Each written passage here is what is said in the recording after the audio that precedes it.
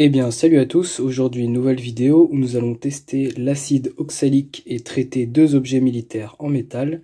Alors je vais tout d'abord commencer par un petit quart de l'armée française en ferraille, voilà. Donc ça va être pour tester l'oxalique en premier temps. Et ensuite, nous allons passer à ce casque de l'armée allemande, de la Wehrmacht. Je doute que ce soit un casque SS ou Luft. Le problème c'est que je pense qu'on ne retrouvera pas de blason, enfin de l'aigle ou quoi que ce soit, mais voilà, donc un casque. Alors je pense que c'est un M40, vous me reprendrez si c'est un M35, mais je crois que c'est un M40. Ça va être avec la position des œillets. Voilà, donc celui-ci, c'est une sortie de grange de Concarneau, donc du secteur où je suis. Donc endroit où il y a eu des combats avec la résistance. Voilà, donc comme vous voyez, il a morflé sévère, mais il n'est pas trop rouillé. En fait, c'est une rouille superficielle. Sinon, le métal est encore plutôt bien. Donc voilà, on va commencer l'oxalique sur celui-ci tout d'abord. Allez, c'est parti. Donc, évidemment, avant de le passer à l'oxalique, il faut le brosser, le nettoyer un maximum. Donc voilà, ça c'est fait en tout cas. Je l'ai brossé un maximum, donc il est prêt au passage. Alors, moi j'ai choisi cet oxalique là, voilà, acide oxalique classique que j'ai trouvé en magasin de bricolage.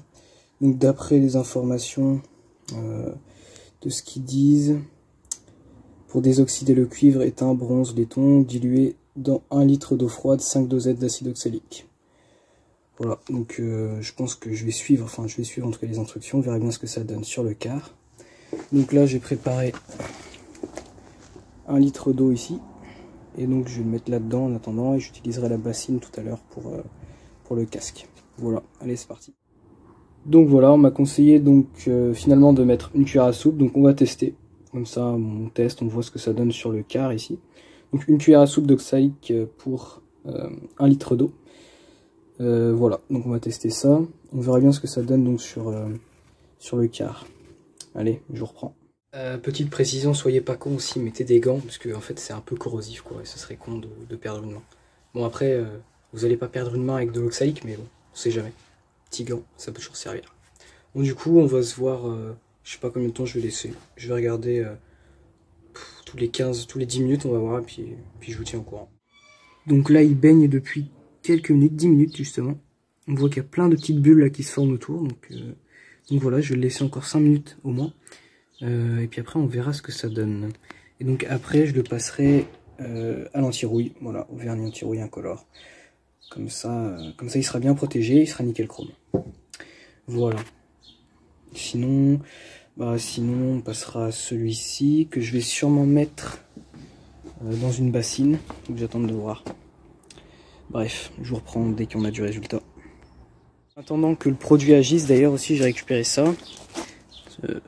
Bidon de 50 litres, enfin, ce fût de 50 litres de carburant. Voilà, donc CIP, compagnie industrielle de pétrole, avec 2 marquages ici et 35. Voilà, donc c'est sympa, ça pourrait faire un petit display, enfin je sais pas, une petite scène sympa, français 40.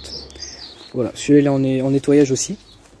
Et donc aujourd'hui j'ai récupéré le fameux casque là que je vous présente. Et 2 quarts et aussi une paire de sabots Ersatz. Ils n'ont pas servi pendant la guerre, mais c'est style Ersatz. Je vous montre une photo tout de suite.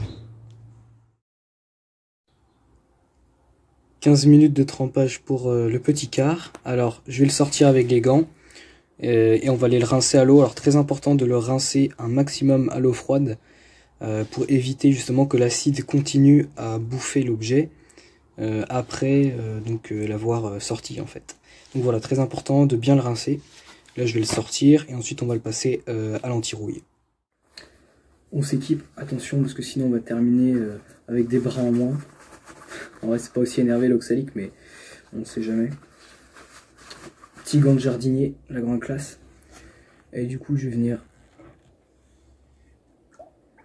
récupérer le quart. Voilà le quart.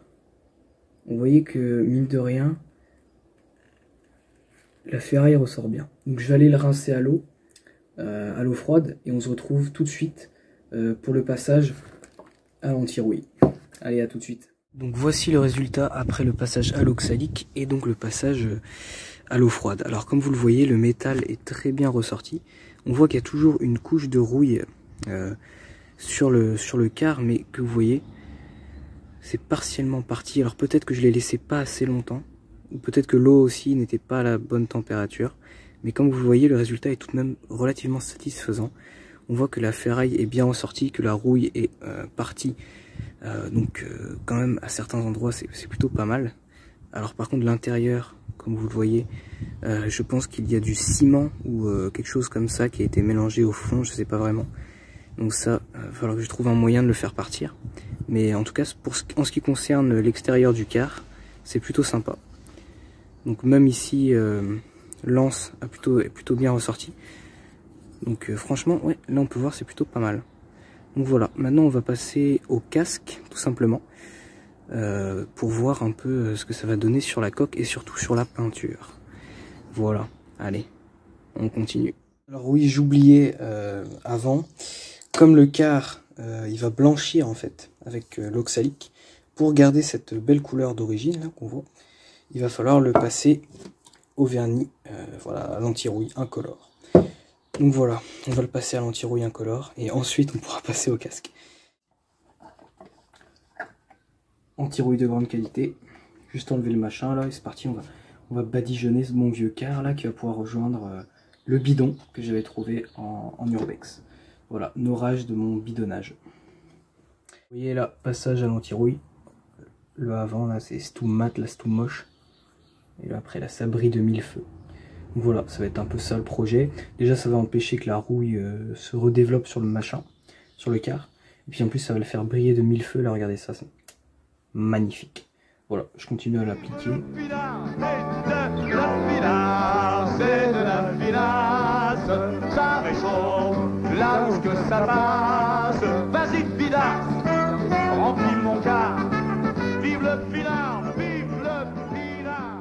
Bon, ça a pris un peu plus de temps que prévu parce que le casque il va pas dans ça. Donc il a fallu que je trouve une solution. Il a fallu que je vide ce seau qui était plein de merde là, plein de purin. Voilà, là-dedans ça va aller.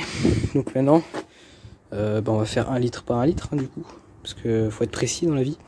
Donc c'est parti. Et cette fois-ci, je mettrai de l'eau bien chaude du coup, parce qu'apparemment ça accélère le processus. Voilà, petit tips. Donc là, il y a 10 litres d'eau dans ce seau là. Et donc, normalement, le casque, ça devrait passer nickel chrome.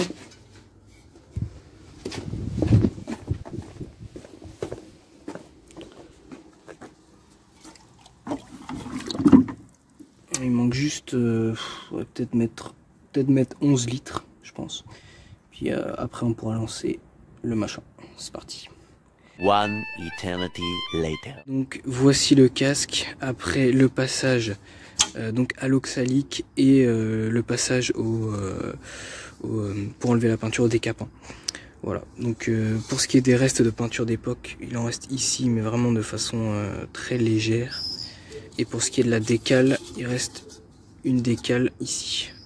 Donc on voit juste la tête du Zozio quoi, mais rien de plus, voilà. Donc au moins je suis assez content, la peinture qui était dessus, qui était vraiment verte, dégueulasse, n'est plus là. Donc là il est bon pour partir en vitrine, voilà. Une magnifique reste. Alors oui, c'est vrai, le casque est pas en super bêta, mais c'est vraiment l'aspect vraiment qui est du coin quoi, des combats. Voilà, ce casque a appartenu à un soldat qui a occupé ma ville, donc voilà, c'est vraiment ce côté-là. Ce qui fait que c'est peut-être même la plus belle pièce de ma collection, de ce point de vue là. Voilà, donc merci d'avoir regardé la vidéo.